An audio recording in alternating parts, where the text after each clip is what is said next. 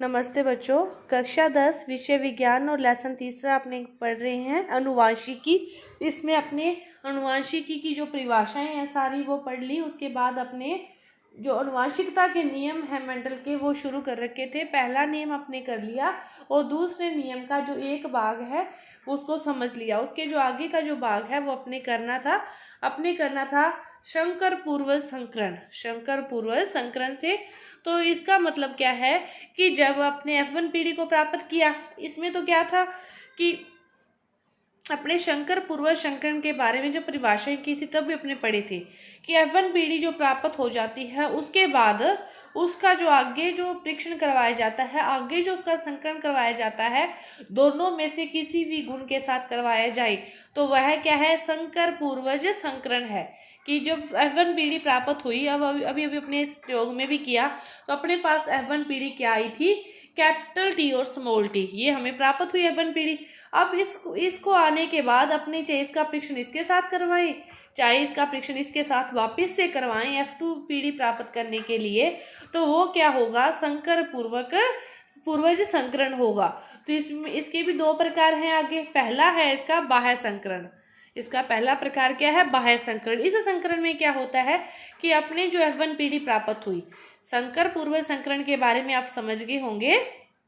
संकर पूर्वज संकरण क्या कहता है कि अपनी ये जो पीढ़ी प्राप्त होगी F1 पीढ़ी, इसका संकरण हम बाद में चाहे तो इसके साथ करवाएं चाहे इसके साथ करवाएं, दोनों में से हम चाहे किसी के साथ भी करवाएं, वो क्या है, हमारा संकर पूर्वज संकरण है। इसके आगे दो प्रकार हैं। पहला जो प्रकार है इसका बाह्य संकरण।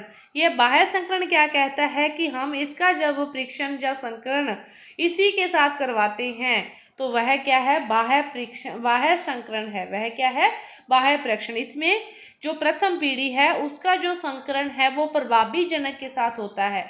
बाह्य संकरण में प्रभावी जनक के साथ होता है और ऐसा करने के बाद जो हमें संतति प्राप्त होती है उसमें क्या होते हैं, सभी पौधे लंबे होते हैं। 50% पौधे तो क्या होते हैं, समयुग्मजी लंबे होते हैं। मतलब समयुग्मजी का अर्थ उसमें दोनों ही जो होते हैं कैपिटल टी, और 50% क्या होते हैं, विषम युग्मजी। उसमें क्या होता है, एक कैपिटल टी और एक स्मॉल टी। लेकिन सारे ही पौधे क्या होते हैं, लंबे होते हैं। संकर पूर्वज संकरण में जो पहला उसका भाग है बाह्य संकरण, उसकी हम बात कर रहे हैं। ध्यान से सुनोगे तो आपको सब कुछ समझने के साथ साथ याद भी हो जाएगा। इसमें क्या होता है कि जो प्रथम पीढ़ी है उसका संकरण बस लंबे पौधों के साथ यानी कि प्रभावी लक्षण के साथ करवाना है। तो सबसे पहले इसके युग्मक बनेंगे। प्रथम पीढ़ी हमारे पास आई टी और इसमें जो प्रभावी लक्षण है वो क्या है, कैपिटल टी और कैपिटल टी। अब इनका क्या करवाना है, हमें संकरण करवाना है। तो देखो इसको अलग अलग करेंगे। सबसे पहले कि इनके युग्मक बनेंगे। तो युग्मक क्या होते हैं कि एक तो अपने पास आ गया इधर वाला का कैपिटल टी, स्मॉल टी युग्मक बन गए। इसके क्या बन गए, कैपिटल टी और कैपिटल टी युग्मक बन गए। परीक्षण करवाओगे इसका इसके साथ करवाओगे तो क्या बनेगा, कैपिटल टी और कैपिटल टी। फिर इसका ही इसके साथ करवाओगे तो भी क्या बनेगा, कैपिटल टी। फिर इसका करवाना है दोनों के साथ। अब इसका इसके साथ करोगे तो पहले कैपिटल वाले को लिखते हैं, बाद में जो आता है स्मॉल वाला वो। कभी भी अपने संकलन करवाते हैं तो पहली संख्या यदि कैपिटल वाली आ रही है तो वो लिखी जाएगी। अब इसका इसके साथ करवाओगे तो वही बात, पहले कैपिटल आ जाएगा और फिर स्मॉल आ जाएगा। अब देखो ये टोटल कितने हैं, 4। टोटल कितने हैं, 4। उसमें से ये 2 हैं शुद्ध लंबे, 50% हो गया ना। 2 है शुद्ध लंबे, अशुद्ध लंबे कह सकते हैं इनको हम। तो ये 50% ये हो गए, 50% ये हो गए। अब बात करें अपने इसकी लक्षण प्रारूप की, तो लक्षण प्रारूप क्या कहता है, सभी में कैपिटल डी है। चारों में क्या आ रहा था, कैपिटल टी आ रहा था। उसने तो बाहर का देखना अभी लंबे है तो सारे के सारे लंबे हैं, 100% लंबे हैं, ये तो कहेगा लक्षण प्रारूप। लेकिन जीन प्रारूप की बात करें तो 2 में ही क्या आ रहा है, वो कैपिटल टी दोनों में, और 2 में क्या रहा है, एक में कैपिटल टी स्मॉल टी। 2 से 2 कट गया तो अनुपात क्या हो गया, 1:1। क्या अनुपात हो गया, 1:1। ये हो गया जीन प्रारूप। लक्षण प्रारूप बाहर से देखते हैं वह होता है लक्षण प्रारूप। आपको ये समझ में आ गया होगा। संकर पूर्वज संकरण क्या कहता है कि जब F1 पीढ़ी का आने के बाद उसका संकरण दोनों जनकों में से प्रभावी और अप्रभावी में से किसी के भी साथ करवाया जाता है तो उसे कहते हैं संकर पूर्वज संकरण। और उसका जो पहला पार्ट था बाह्य संकरण, इसमें क्या होता है कि जब F1 पीढ़ी का संकरण केवल प्रभावी लक्षणों के साथ करवाया जाता है तो उससे जो प्राप्त होते हैं उसे क्या कहते हैं, बाह्य संकरण कहते हैं। और इस प्रकार इसमें क्या प्राप्त होते हैं, 50% पौधे क्या होते हैं, लंबे, और 50% पौधे होते हैं अशुद्ध लंबे। 50% शुद्ध लंबे। शुद्ध लंबों के लिए एक शब्द और आप यूज कर सकते हो, समयुग्मजी, और अशुद्ध लंबों के लिए आप यूज कर सकते हो विषम युग्मजी। अशुद्ध लंबों के लिए आप क्या यूज कर सकते हो, विषम युग्मजी। इसके बाद देखो अगला जो आपका दूसरा पार्ट है परीक्षण संकरण। इसमें क्या होगा, फिर पहले में अपने क्या किया, F1 पीढ़ी का जो संकरण करवाया प्रभावी के साथ करवाया, और इसमें क्या होगा, F1 पीढ़ी का जो संकरण होगा अब अप्रभावी के साथ होगा। देखो अब क्या प्राप्त होता है, प्रथम पीढ़ी अपने पास जो आई थी वो क्या आई थी, कैपिटल टी, उसके युग्मक बना लो, ये युग्मक होते हैं अलग अलग करके लिखने, स्मॉल टी। और अब अप्रभावी लक्षण वाले कौन से होंगे, स्मॉल टी स्मॉल टी। इसका करवाया जाएगा इसके साथ तो क्या आएगा, कैपिटल टी स्मॉल टी। इसका इसके साथ क्या आएगा, कैपिटल टी स्मॉल टी। फिर इसका इसके साथ क्या आएगा, स्मॉल टी स्मॉल टी। फिर इसका इसके साथ तो क्या आएगा, स्मॉल टी स्मॉल टी। अब ध्यान से देखो इसमें भी 4 हैं लेकिन 2 ही वो है अशुद्ध लंबे और 2 हैं शुद्ध बौने। इसमें भी 50-50% की बात होगी। लक्षण प्रारूप की बात करें तो वही बात इसमें है कि इसमें 2 में तो ये आएगा 2 और 2 में स्मॉल है बिल्कुल, तो 2:2 कि आप इसको ध्यान से देखोगे 4 ही इसमें आए लेकिन इसमें क्या आए, अब इसमें वो आए बोने, बोने भी आपके साथ में आए। ये बात है इतनी सी। उसमें क्या थे, सारे ही लंबे थे लेकिन शुद्ध लंबे थे। तो इसमें लक्षण प्रारूप की बात करेंगे तो अपने क्या लिखेंगे, 2 में कैपिटल टी है और बाकी 2 बच गए तो 1:1 आपका 50% क्या हो गए, लक्षण प्रारूप हो गए। इसके बाद बात करें जीन प्रारूप की तो सेम ही उसमें आएंगे। तो ये आपका जीन प्रारूप और लक्षण प्रारूप क्या आएगा, सेम आएगा। समझ गए होंगे आप पृथक्करण का नियम पूरा। तो इसके बाद देखो अगला आपका नियम है सप्तंतर अपव्यूहन का नियम। सप्तंतर अपव्यूहन का नियम, इसमें क्या होता है, अब तक जो भी अपने इसके 2 प्रयोग किए मेंडल के, उसमें मेंडल ने केवल एक ही लक्षण को लिया था, केवल उनकी हाइट को, लंबे और बोनो हो, लेकिन ली तो उसकी हाइट ही थी ना, केवल एक ही लक्षण लेकर उनका जो भी संकरण करवाया था वो थे आपके दोनों नियम। लेकिन जो अब तीसरा नियम की बात कर रहे हैं अपने, इसमें मेंडल क्या करता है, 2 नियम, 2 चीजों के बारे में अध्ययन करेगा। इसे क्या कहते हैं, द्विसंकरण। इसे क्या कहेंगे, द्विसंकरण, जिसमें 2 लक्षणों के बारे में 2 द्विप्रासी लक्षण युक्त पादपों का संकरण करवाया जाएगा। तो ये क्या कहलाएंगे, द्विसंकर कहलाएंगे। इसमें क्या होता है कि एक लक्षण की वंशागति का दूसरे लक्षण की वंशागति पर कोई प्रभाव नहीं पड़ता। जब 2 लक्षणों का अध्ययन करवाया जाता है तो इसमें क्या होता है कि जो एक लक्षण की वंशागति है कि एक लक्षण अगली पीढ़ी में जाना है या नहीं जाना, तो दूसरे लक्षण का उस पर कोई भी प्रभाव नहीं पड़ता। अर्थात जो प्रत्येक लक्षण है उसके जो युग्म विकल्पी केवल पृथक ही नहीं होते, अपितु विभिन्न लक्षणों के युग्म विकल्पी एक दूसरे के प्रति स्वतंत्र रूप से व्यवहार करते हैं, कि वो अलग अलग कार्य करते हैं। 2 लक्षण तो जरूर लेंगे लेकिन एक दूसरे पर उनका कोई फर्क नहीं पड़ता। वो क्या करते हैं, अलग अलग कार्य करते हैं, अलग अलग अपना व्यवहार करते हैं। तो इसीलिए इसे क्या कहते हैं, स्वतंत्र अपव्यूहन का नियम कहते हैं। इसे क्या कहते हैं, स्वतंत्र अपव्यूहन का नियम कहते हैं। सबसे मेन बात आप इसमें यह समझोगे कि पहले जो दोनों नियम किए थे वो क्या थे, एक संकर संकरण नियम। अब जो नियम है स्वतंत्र अपव्यूहन का नियम, इसे क्या कहते हैं, द्विसंकर संकरण, क्योंकि इसमें 2 लक्षणों का अध्ययन किया जाता है और इसमें एक लक्षण की वंशागति का दूसरे लक्षण की वंशागति पर कोई भी प्रभाव नहीं पड़ता। वो सभी अपना अपना व्यवहार करते हैं। इसीलिए इसे क्या कहते हैं, स्वतंत्र अपव्यूहन का नियम कहते हैं। इसके लिए अपने क्या किया, इसने प्रयोग किए थे, जो इसने उसके जो बीज हैं मटर के उन पर प्रयोग किए थे। उसने मटर के जो बीज लिए उसमें क्या किया, एक को तो क्या ले लिया, पीला और गोलाकार, उनको दिखा दिया कैपिटल वाई और कैपिटल आर से, उन्हें क्या कहते हैं, पीले और गोलाकार।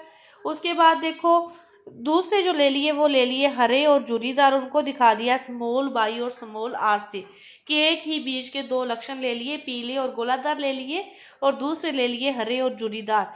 इन बीज वाले पौधों से संकरण करवाया तो उसने F1 पीढ़ी जो प्राप्त की उसमें जो सभी पौधे होते हैं वो क्या होते हैं, गोलाकार बीज प्राप्त करते हैं, पीले भी होते हैं और गोलाकार बीज भी प्राप्त करते हैं। उसकी सारी पीढ़ी में मतलब कैपिटल वाई और कैपिटल आर सभी में आएगा तो फिर वो क्या होंगे, गोलाकार भी होंगे और वो कैसे होंगे, पीले भी होंगे। तो इसका संकरण करवाया, इस प्रकार ध्यान से समझोगे। ये इसने ले लिया पीले और गोलाकार, कैपिटल बाई आर आर, इसमें ले लिया स्मॉल बाई आर आर। इसमें से क्या आएगा वाई और इसमें से आ जाएगा आर, इसमें से फिर वही बात वाई और इसमें से क्या आ गया आर। ठीक है, आ गया। अब वाई को क्या करोगे, वाई से करवाओगे तो क्या आएगा, कैपिटल वाई और स्मॉल वाई। इसी प्रकार वाई को आर से करवाओगे तो कैपिटल वाई आर, फिर इसको करवाओगे आर को वाई से और फिर करवाओगे आर को आर से। तो इस प्रकार ये आपके 4 युग्मक बनेंगे और उसमें से कुल मिला के आपके पास जो F1 पीढ़ी आएगी वो क्या आएगी, वाई वाई आर आर। उसमें से ये युग्मक जो मतलब प्रभावी हैं वही सामने आएंगे ना। देखो ये आपके पास वाई था, ये आर कैपिटल है, ये स्मॉल वाई है और ये स्मॉल आर है। इसको इसके साथ करवाया तो कैपिटल वाई आ गया और स्मॉल वाई। इसको इसके साथ करवाओगे तो उसका कोई फर्क नहीं पड़ता क्योंकि सेम वाले का अपने को चाहिए। तो इसी प्रकार इसको इसके साथ करवाओगे तो कैपिटल आर स्मॉल आर, और इसको इसके साथ करवाओगे तो इससे भी आर बाई आ जाएगा, उसका अपने को नहीं चाहिए क्योंकि ये सेम लक्षण एक दूसरे पर कार्य करते हैं। दूसरा लक्षण एक दूसरे पर कार्य नहीं करता, उससे कोई भी प्रभाव नहीं पड़ता, इसीलिए तो इसे क्या कहते हैं, स्वतंत्र अपव्यूहन का नियम। तो अपने पास जो पीढ़ी आई वो क्या आई, वाई वाई आर आर। प्रथम पीढ़ी अपने पास क्या आई, ये वाली आई वाई वाई आर आर। इसमें क्या हुए, जो सारे के सारे जो पौधे हैं वो क्या है, पीले हैं और गोलाकार हैं। फिर इनका क्या करवाया, वो सब पर परागण करवाया, मतलब इसी पीढ़ी का वाई वाई आर का वाई वाई आर से क्या करवाया, द्वारा से संकरण करवाया और F2 पीढ़ी को प्राप्त किया, F2 पीढ़ी को प्राप्त किया। तो इसके लिए देखो, इस वाई वाई आर आर को संकरण करवाने के लिए इसी पीढ़ी से ये आपके पास 4 जोड़े जो बने, वाई को ले लिया आर के साथ कैपिटल, वाई को लिया स्मॉल आर के साथ, मतलब इस वाई को आर के साथ, इस वाई को स्मॉल आर के साथ ले लिया।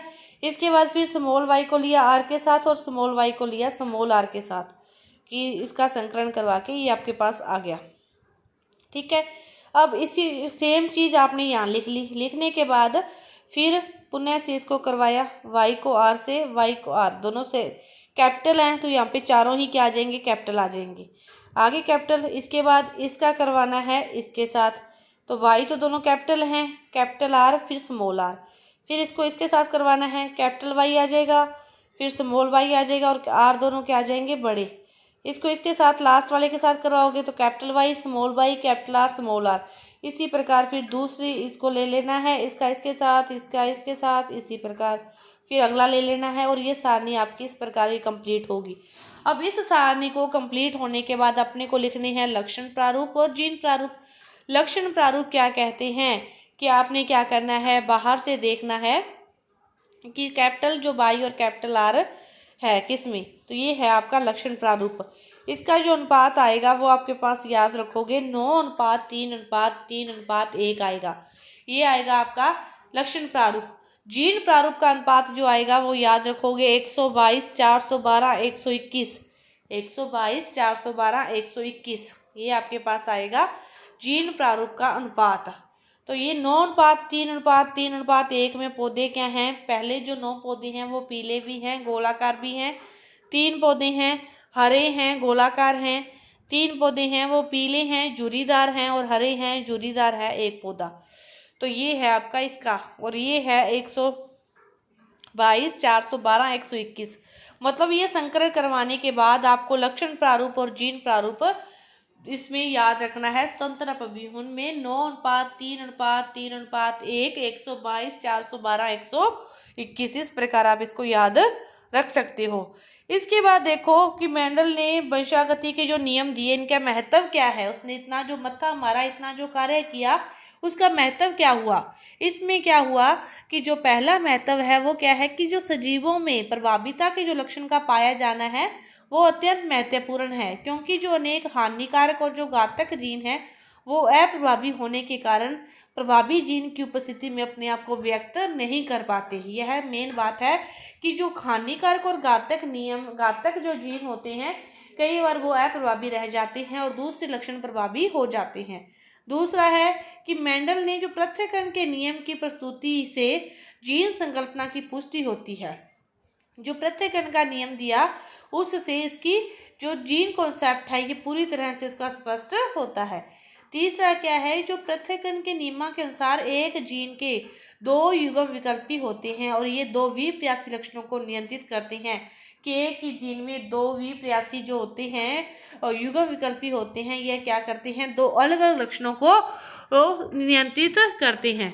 फिर है कि मेंडल के नियमों से संकर संतति में उत्पन्न नए लक्षणों के बारे में भी पता चलता है और संकरण विधि से जो अनुपयोगी लक्षण है कई बार उनको हटाया जा सकता है और उपयोगी लक्षणों को एक साथ एक ही जाति में लाया जा सकता है। कई बार होता है कोई ऐसा प्रयोग करके कि जो अपने को नहीं चाहिए उसको हटाकर और जो अपने को चाहिए जो प्रभावी है उनको आगे से आगे संकरण करवाकर हम एक ही पीढ़ी में इकट्ठा कर सकते हैं। और मेंडल के नियमों के उपयोग से रोग प्रतिरोधक और अधिक उत्पादन वाली फसलें पौधों की किस्में हैं जो विकसित की जा सकती है। इससे ये भी हमें पता चलता है। मानव जाति के सुधार संबंधित विज्ञान की शाखा है सर्जनिकी। मेंडलीय नियमों पर ही वह आधारित है। जो मानव जाति में सुधार है उससे जो संबंधित जो शाखा है वो भी मेंडल के जो नियम है उन्हीं पर ही वो आधारित है। तो ये आपके थे मेंडल के वंशागति के नियमों का महत्व, उसने जो इतने प्रयोग किए कि इनका क्या महत्व है। तो आपका जो चैप्टर है आनुवांशिकी ये पूरा हुआ। धन्यवाद।